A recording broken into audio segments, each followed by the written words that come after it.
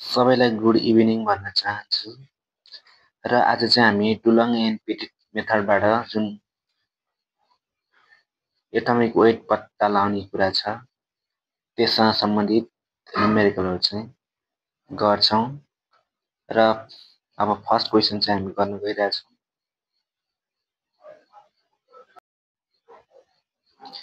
यहाँ first question रहेको छ 0.5 ग्राम 0.54 ग्राम of divalent metal gives 0.9 gram of its chloride.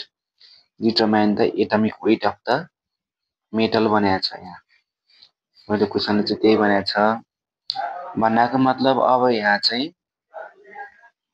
कुनै पनि मेटलले चाहिँ 0.5 ग्राम भएको भ्यालेन्सी 2 भएको मेटलले चाहिँ 0.9 ग्रामको मेटल क्लोराइड चाहिँ निकाल्छ भने त्यो मेटलको चाहिँ हामीले के निकाल्न पर्यो एटमिक वेट निकाल्न पर्यो। अब यस्तो बेलामा चाहिँ यहाँ के दिएछ त्यो कुरा लेखौं। यहाँ गिवन के छ त गिवन भएको एउटा कुरो छ वेट अफ मेटल छ। हामीलाई मेटलको वेट हामीलाई थाहा छ 0.54 ग्राम र त्यो मेटलको भ्यालेन्सी कति छ भ्यालेन्सी डाइभ्यालेन्ट भनेपछि 2 छ भ्यालेन्सी 2 छ।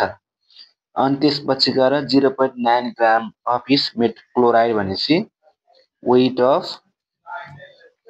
मेटल क्लोराइड कति भयो वेट अफ मेटल क्लोराइड चाहिँ 0.9 ग्राम छ भने अब हामीले त के निकाल्नु छ यसको त एटमिक वेट निकाल्नु छ। पहिला एटमिक वेट निकाल्नको लागि चाहिँ हामीले चाहिँ पहिला सुरु हामीले त्यसको इक्विभ्यालेन्ट वेट थाहा पाउनु पर्ने हुन्छ मेटलको। त्यो इक्विभ्यालेन्ट वेट अफ मेटल चाहिँ कसरी निकाल्ने भने यहाँ त क्लोराइड भनेको छ क्लोराइडको चाहिँ हामीले इक्विभ्यालेन्ट वेट हामीलाई थाहा छ भने सुरुमा अब यहाँ निकाल्न पर्यो वेट अफ क्लोरिन। हामीले यहाँ वेट अफ क्लोरिन निकालौं। पहिला वेट अफ क्लोरिन निकाल्दाखेरि के हुन्छ भन्दाखेरि 0.9 मेटल क्लोराइडबाट मेटलको वेट घटाएपछि के आउँछ त वेट अफ क्लोरिन आउँछ। वेट अफ क्लोरिन चाहिँ कति छ भन्दाखेरि 0.36 यो वेट अफ क्लोरिन आयो। अब यो वेट अफ क्लोरिनलाई के गर्न सकिन्छ भन्दाखेरि हामीले त वेट अफ मेटल पनि हामीलाई थाहा छ वेट अफ क्लोरिन पनि थाहा भयो। अब यो थाहा भएपछि चाहिँ हामीले इक्विभ्यालेन्ट अफ मेटल निकाल्नु पर्यो। पहिला equivalent weight of metal upon equivalent weight of chlorine equivalent weight of chlorine weight of metal upon weight of chlorine। अब यसबाट चाहिँ हामी के निकाल्न सकिन्छ भन्दाखेरि इक्विभ्यालेन्ट वेट अफ मेटल निकाल्न सकिन्छ। इक्विभ्यालेन्ट वेट अफ मेटल निकाल्न सकिन्छ। अब वेट अफ मेटल कति छ वेट अफ मेटल छ weight of metal weight of chlorine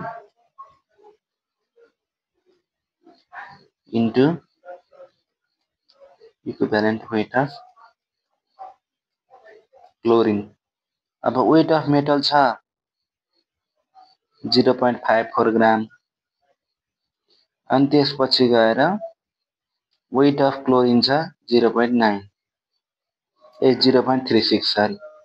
अब इक्विभ्यालेन्ट वेट अफ क्लोरिन चाहिँ हामीलाई थाहा छ 35.5 भनेपछि यो चाहिँ थाहा छ हामीलाई भनेपछि यहाँ कति आयो त भन्दाखेरि 53.25 आयो इक्विभ्यालेन्ट वेट अफ मेटल। अब यसबाट हामीले क्वेशनले के सोधेको छ भन्दाखेरि एटमिक वेट अफ मेटल निकाल भनेको छ। अब एटमिक वेट भनेको चाहिँ के हो भन्दाखेरि एटमिक वेट को फर्मुला हो valency into equivalent weight. Valency into equivalent weight भनेको भ्यालेन्सी भनेको डाइभ्यालेन्ट भनेपछि 2 भनेर आएको थियो सुरुमै हैन, 2 इन्टु 53.25 गर्दाखेरि 106.5 चाहिँ के भयो एटमिक वेट अफ चाहिँ मेटल भयो 106.5 EMU। र हाम्रो सेकेन्ड क्वेशन रहेको छ a trivalent metal oxide contains 32% of oxygen determine its atomic weight of the metal भनेको छ। अब यहाँ पहिला सुरुमा हामीले गिवन कुरा लेख्न पर्यो के। अब ट्राइभ्यालेन्ट भनेपछि भ्यालेन्सी कति रहेछ मेटलको भन्दाखेरि भ्यालेन्सी रहेछ 3 अनि त्यसपछि गएर metal oxide contains 32% of oxygen कति छ 32% अफ अक्सिजन छ। अब यहाँ 32% अफ अक्सिजन छ भनेपछि हामीले के बुझ्न पर्यो भन्दाखेरि चाहिँ अब हामीले यहाँ 32% अफ अक्सिजन भनेपछि हामीलाई मेटल अक्साइडको सबैको वेट हामीले 100 ग्राम मान्दिम न यहाँ, किनभने वेट अफ मेटल अक्साइड भनेपछि कति मान्दिम 100 मान्दिम। किन 100 मान्दिम भनेको भने कुनै एउटा मेटल अक्साइडले 32% अक्सिजन लियो भनेपछि मेटल अक्साइड सबैको त 100 वेट हुनु पर्यो अनि त्यसपछि गएर वेट अफ अक्सिजन कति भयो 32 भयो भने वेट अफ मेटल कति हुन पर्यो त अक्सिजन 32 भएपछि मेटलको वेट निकाल्नलाई 100 माइनस 32 गर्दाखेरि आउँछ 68। यसरी 68 आयो किनभने अक्सिजनको घटाएपछि त मेटलको त आउनु पर्यो, यो आयो। अनि त्यसपछि गएर अब हामीलाई वेट अफ मेटल पनि थाहा भयो वेट अफ अक्सिजन पनि थाहा भयो भनेपछि equivalent weight of metal equivalent weight of metal निकाल्ने फर्मुला के हो त भन्दाखेरि weight of metal upon weight of oxygen into के भयो भन्दाखेरि equivalent weight of oxygen. Equivalent weight of oxygen चाहिँ हुन्छ।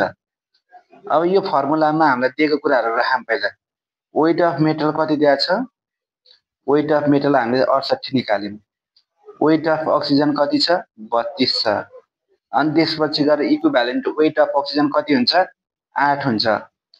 8 भनेपछि कति आउँछ त भन्दाखेरि 8 गुणे 8 8 गर्दाखेरि 17 आयो। इक्विभ्यालेन्ट वेट अफ मेटल कति आयो 17 आयो भनेपछि हामीलाई त के भनेको छ मेटलको एटमिक वेट निकाल भनेको छ। अब मेटलको इक्विभ्यालेन्ट वेट पनि थाहा छ हामीलाई, भ्यालेन्सी पनि थाहा छ भनेपछि अब सिधै एटमिक वेट निकाल्न सकिन्छ। एटमिक वेट अफ मेटल भनेको के हो भन्दाखेरि valency into equivalent weight of metal भनेको 3 इन्टु 17 गर्दाखेरि कति हुन्छ 51 एएमए चाहिँ आन्सर आयो। अब क्वेशन नम्बर 3 के छ भन्दाखेरि a metal chloride contains 65% of chloride the specific heat of the metal is 0.11 calculate the equivalent weight valency and exact atomic weight of the metal. अब पहिला गिवन कुराहरु लेखौं। गिवन के दिएको छ भन्दाखेरि चाहिँ स्पेसिफिक हिट अफ मेटल कति छ भन्दाखेरि 0.11। अघि हामीले भनेको थियौं नि, अघि हामीले माथि पढाए जस्तै यसमा पनि कुनै मेटल क्लोराइड मा चाहिँ क्लोरिनको मात्रा 5.61% हुन्छ भने अब हामीले यहाँ पनि के गर्नुपर्छ मेटलको वेट निकाल्नुपर्छ त्यही भएर अब त्यो पर्सेन्टलाई पनि हामीले केमा लाने त्यसलाई हामीले वेट सम्झिने के पर्सेन्टलाई पनि के सम्झिने वेट सम्झिने वेट अफ क्लोराइड भनेको के हो क्लोरिन हो के हो त वेट अफ क्लोरिन हो कुनै पनि मेटल क्लोराइडमा क्लोराइडले 65% ओगट्छ भनेपछि के भयो यो क्लोरिनको वेट भयो भने वेट अफ मेटल क्लोराइड कति हुने भयो 100 हुने भयो वेट अफ मेटल क्लोराइड चाहिँ 100 हुने भयो भने वेट अफ मेटल कति हुने भयो त वेट अफ मेटल भनेको चाहिँ 100 माइनस 65.6 गर्दाखेरि आउँछ 34.39 अब हामीले माथिमा जस्तै यहाँ के निकाल्नु पर्छ भन्दाखेरि हामीलाई क्वेशनमा पनि सोधेको छ इक्विभ्यालेन्ट वेट अब इक्विभ्यालेन्ट वेट अफ मेटल के हुने भयो त भन्दाखेरि इक्विभ्यालेन्ट वेट अफ मेटल भनेको चाहिँ weight of metal upon weight of chlorine into के हुने भयो त भन्दाखेरि इक्विभ्यालेन्ट वेट अफ क्लोरिन हुने भयो किनभने स्ट्यान्डर्ड एलिमेन्ट भनेर हामीले पढेको थियौँ नि त्यसमा हाइड्रोजन अक्सिजन क्लोरिन भनेर पढेको थियौँ हो त्यही कुरा हो वेट अफ मेटल कति थियो त हाम्रो भन्दाखेरि चाहिँ 34.39 अनि वेट अफ क्लोरिन कति थियो 65.61 माथि आछ अनि equivalent of weight of chlorine चाहिँ 35.5 हुन्छ यसरी क्याल्कुलेसन गर्दाखेरि चाहिँ आउँछ equivalent weight of the metal 18.6 अब त्यसपछि गएर हामीलाई दोस्रोमा के सोधेको छ भ्यालेन्सी निकाल भनेको छ अब भ्यालेन्सी निकाल्नलाई त हामीलाई इक्विभ्यालेन्ट वेट त थाहा छ तर एटमिक वेट चाहिँ के छ थाहा छैन त्यो थाहा नभएपछि हामीले पहिला सुरु एप्रोक्स एटमिक वेट निकाल्नलाई चाहिँ एप्रोक्स एटमिक वेटको फर्मुला लेख्न सक्छौँ यो चाहिँ कहाँबाट आएको भन्दाखेरि हामीले डुलोङ्स एन्ड पेटिट मेथडको स्टेटमेन्ट छ नि product of atomic weight and specific heat को एप्रोक्स कति हुन्छ 6.4 हुन्छ भनेर पढाएको थियौँ नि हो त्यही फर्मुलाबाट आएको हो त्यहीबाट आएको अब 6.4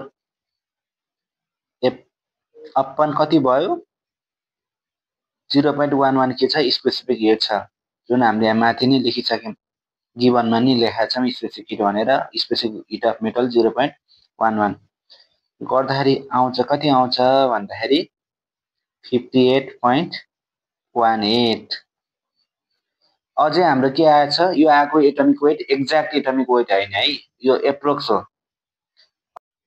अब हामीले निकाल्न पर्यो यहाँ के भन्दाखेरि एप्रोक्स भ्यालेन्सी निकाल्नु छ के निकाल्नु छ एप्रोक्स भ्यालेन्सी निकाल्ने फर्मुला भनेको के हो एटमिक वेट अपन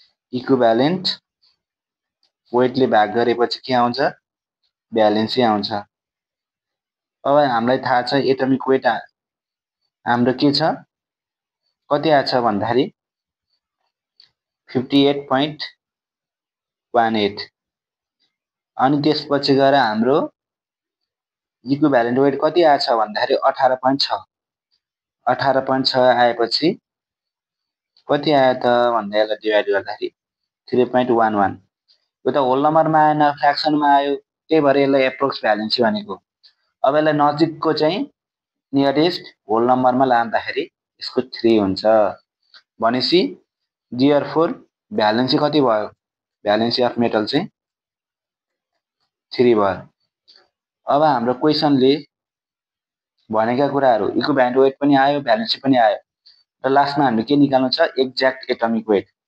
अब एक्ज्याक्ट एटमिक वेट निकाल्ने फर्मुला के हो भन्दाखेरि